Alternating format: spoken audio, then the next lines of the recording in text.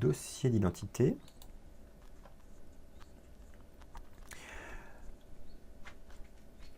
Dans le dossier d'identité, vous savez que vous devez faire la liste des documents. Ben en fait, ici, alors là, vous pouvez changer la rubrique, la couleur de fond des rubriques, mais il y a une petite, comment dire, une petite personnalisation. Je pense que plus tard, j'améliorerai ça. Là, je vais vous faire un aperçu. Voilà ce que ça fait en fait, l'aperçu en fait de tous les documents du dossier d'identité. Voilà, donc après, là, vous pouvez le voir. Après, si vous cliquez sur créer, et ben, ça vous crée. En fait, ouais, regardez, c'est en train de se faire. Voilà. Tac. Voilà, donc là, vous pouvez voir dans l'aperçu le PDF qui est créé pour le dossier d'identité et qui en fait est là. Donc là, vous voyez, là, il est en PDF, en RTF et en XLS.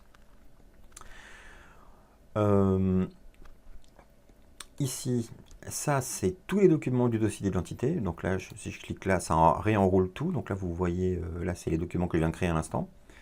Et puis là, vous pouvez voir après le dossier et les documents qui correspondent en fait et qui sont dans le dossier. Ça, c'est impression. Ça, c'est pour vous aider à imprimer votre dossier d'identité.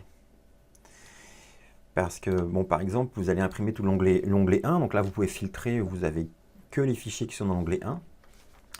Là, vous pouvez, vous cliquez sur imprimer, pouf, ça imprime là directement. Et puis, quand c'est imprimé, hop, vous cochez imprimer. Et là, vous faites la même chose, paf, hop, vous cochez imprimer. Et là, maintenant, ça y est, donc vous savez ce que vous avez imprimé. Donc, c'est parfois utile. Voilà, écoutez, je vous ai fait une petite démo. J'ai encore des petites choses à changer. Par exemple, ici, quand on est dans le concept, ça serait pas mal que quand je clique ici sur ranger, ça range directement dans le dossier d'identité. Sauf que pour l'instant, ça ne marche pas encore. Je suis obligé de repasser par document reçu. Il y a aussi des choses là pour vous montrer un petit peu la complexité pour programmer. C'est que, vous voyez par exemple les plans de ZD, si vous avez un immeuble par exemple qui fait 5 niveaux, vous avez plein de solutions possibles pour vos ZD, ZS. Vous avez un fichier de ZD par niveau, donc là ça veut dire 5 fichiers, d'accord. La même chose pour les ZS, donc ça fait 10 fichiers. Pour un peu que vous les mettiez aussi en DWG, ça fait 20 fichiers. Donc le logiciel, il faut qu'il attende 20 fichiers. Mais vous pourriez, à contrario, avoir un fichier avec tous les plans dedans, de tous les niveaux, d'accord, pour les ZD, et puis la même chose pour les ZS. Donc là, ça fait que 2 fichiers. Et si vous les mettez en modifiable, ça fait 4 fichiers. Et au pire, vous pourriez mettre un seul fichier pour les ZDF pour tous les niveaux. Et là, ça ferait un seul fichier.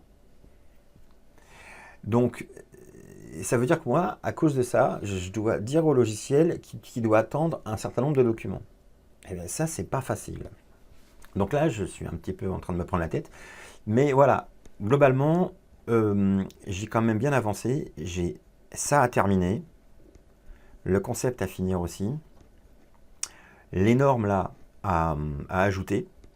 Ça, c'est pas trop compliqué. Et puis après, j'ai la RGPD à satisfaire.